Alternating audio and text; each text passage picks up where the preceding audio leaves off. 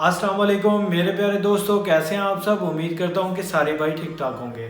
आज का जो हमारा टॉपिक है वो बिज़नेस और कंपनी को लेके है कि बिज़नेस क्या होता है और कंपनी क्या होती है।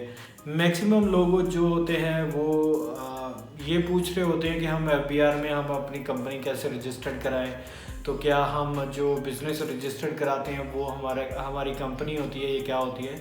तो इस हवाले से आज मैं आपको गाइड करूंगा कि इन चीज़ों के हवाले से कि जो कन्फ्यूजन्स हमें इसको लेके होती हैं बिज़नेस को और कंपनी को, वो हमारे जहन से निकल जाए और जो क्लैरिटी होती है वो हो जाए।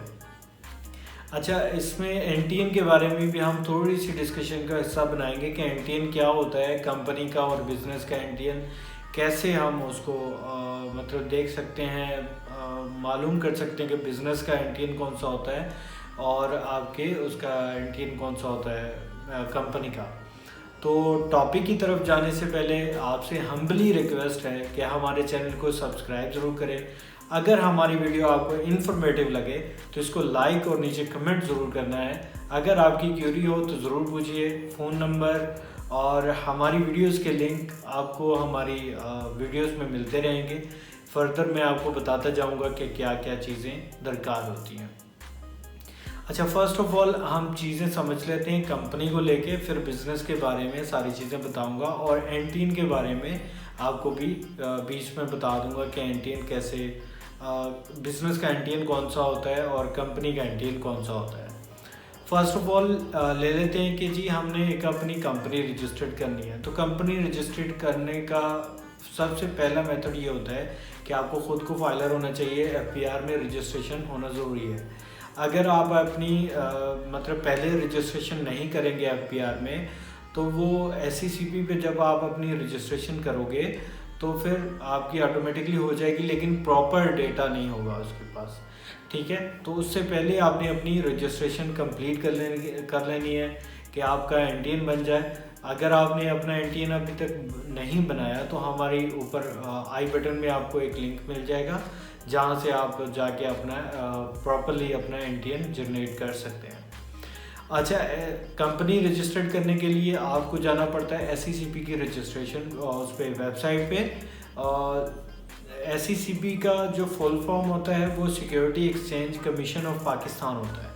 ठीक है, और वहाँ पे जाके हम अपनी कंपनी के रजिस्ट्रेशन करते हैं। अब 3 टाइप की कंपनियाँ रजिस्टर्ड होती हैं उस पर, जो अमूमन पाकिस्तान में रजिस्टर्ड की जाती हैं।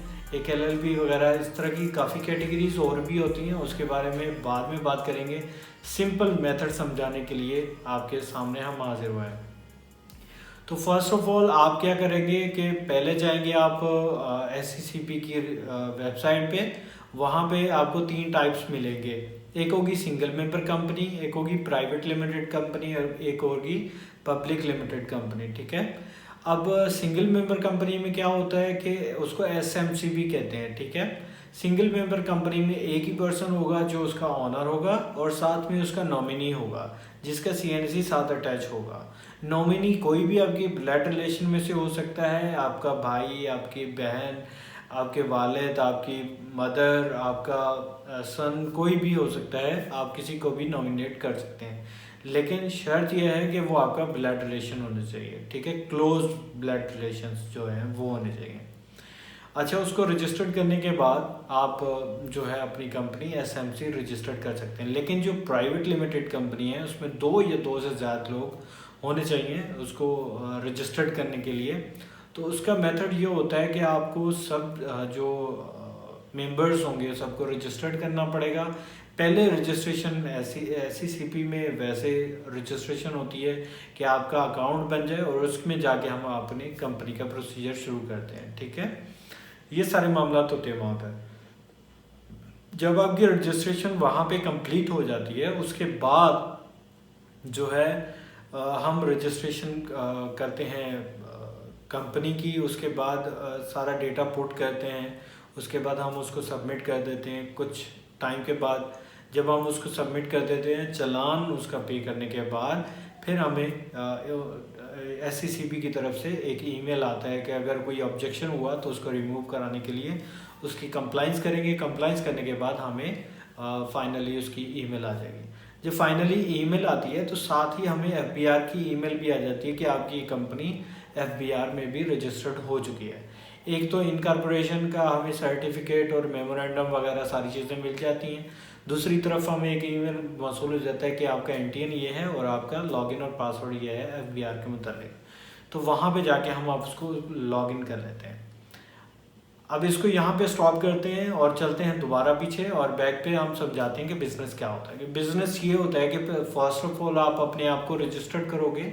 अगर आप कोई अपना रेस्टोरेंट और स्मॉल टाइप जो अपने बिजनेसेस होते हैं, जैसे आपने कोई ऑनलाइन अर्निंग करनी है या फिर आपने कोई शॉप वगैरह है आपकी, इसके हवाले से कोई छोटे मोटे जो बिज़नेस होते हैं वो आप रजिस्टर्ड करना चाहते हो, जिसकी बेस पे आपको कोई बहुत बड़ा प्रोजेक्ट नहीं होता, छोटे मोटे बिजनेसेस होते हैं, तो वो आप रजिस्टर्ड कर सकते हो एज ए एफबीआर पे अपने आप को मतलब रजिस्टर्ड करके।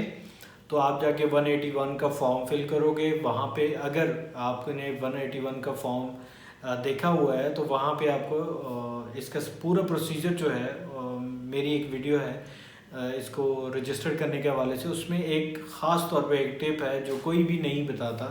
यूट्यूब पे आपको काफ़ी सारी वीडियोस मिलेंगी, लेकिन एक्चुअल में जो स्मॉल सी मिस्टेक है जो मतलब मैक्सिमम लोग उसको हल नहीं कर पाते, वो उसमें मैंने बताया है। वो भी आपको आई बटन में मिल जाएगा लिंक उसका, तो उसको भी आप जाके देख सकते हैं।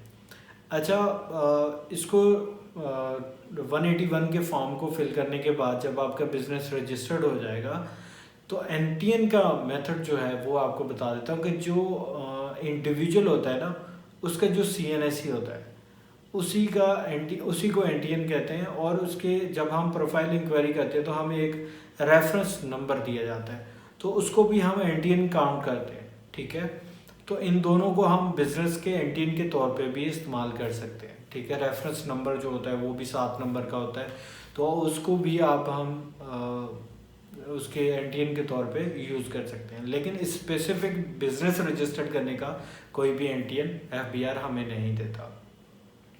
इसके बरक्स अगर हम कंपनी, जैसे हमने छोड़ा था कि कंपनी हम लॉगिन करेंगे, जो हमें एससीसीपी से ईमेल और फ़ोन नंबर, ईमेल और पासवर्ड वगैरह मतलब मौसूल होता है एनटीएन, तो हम उसको लॉगिन करके उसमें भी हम अपने कंपनी के बिहाफ पे भी बिज़नेस रजिस्टर्ड कर सकते हैं।